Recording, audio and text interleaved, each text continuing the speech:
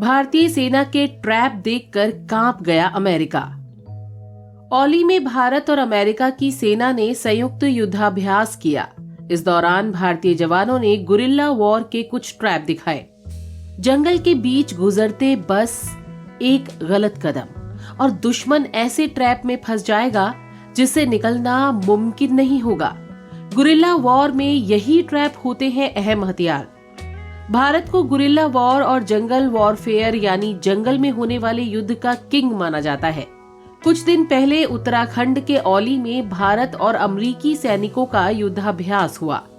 उस दौरान torsion swing और हेड हंटर जैसे करीब 14 अलग अलग तरह के ट्रैप देखकर अमेरिकी सैनिकों को वियतनाम युद्ध की याद आ गई।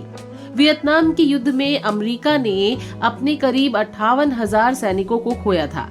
वियतनाम युद्ध शुरू हुआ था 1955 में। उत्तर और दक्षिण वियतनाम के बीच सत्ता का संघर्ष तेज होते हुए लड़ाई तक पहुंच गया था। दोनों तरफ से कई दूसरे मुल्क कूद पड़े। उत्तरी वियतनाम के साथ रूस, उत्तर कोरिया और चीन खड़े थे। वहीं दक्षिण वियतनाम को दक्षिण कोरिया, ऑस्ट्रेलिया और अमेरिका का समर्थन मिला। अमेरिका ने 1965 में दक्षिण वियतनाम में 3500 सैनिकों की पहली डुंडी भेजी।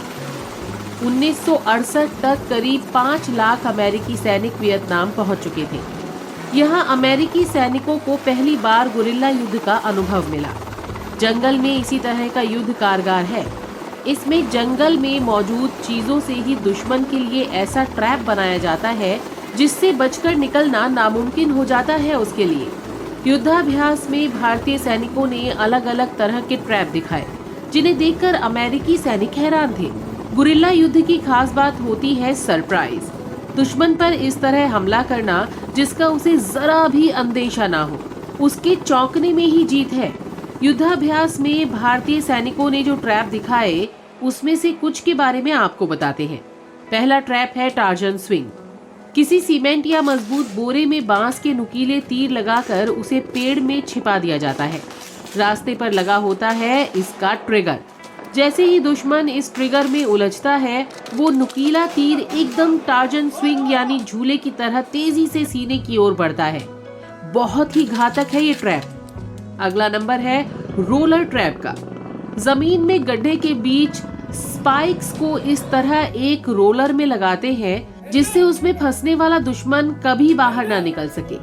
इसमें लगी स्पाइक्स दोनों तरह से टारगेट को बीच में फंसा लेती हैं। गड्ढा घास फूस से ढका होता है कि पता ही नहीं चलता यहाँ पर कोई जाल बिछाया गया है। इस पर पैर पड़ते ही दुश्मन इसमें उलझ जाता है। ये ट्रैप ऐसा होता है कि अगर फंसे हुए टारगेट को एक तरफ से निकालने की कोशिश की जाए तो स्पाइक्स दूसरी तरफ से उसके शरीर को भेद देगी। फंसा हुआ दुश्मन इसमें तब तक चीखता रहेगा जब तक मर नहीं जाता। बारी अब हेड हंटर ट्रैप की। लोहे या बांस की छड़ों से बना वजनदार छज्जा एक ट्रिप वायर के जरिए ट्रिगर होता है। दुश्मन सैनिक के ट्रिप करने पर वो अपने भार से उसके सिर पर गिरता है। दुश्मन की जान लेने या गंभीर रूप से घायल करने में बेहद कारगर। चौथे नंबर पर बो ट्रैप। पेड़ की आड़ में ट्रिप वायर के जरिए तीर लगाया जाता है। इसमें न तो कमान दिखाई देती है और न ही तीर। ये ट्रैप पेड़ की शाखाओं का हिस्सा लगता है।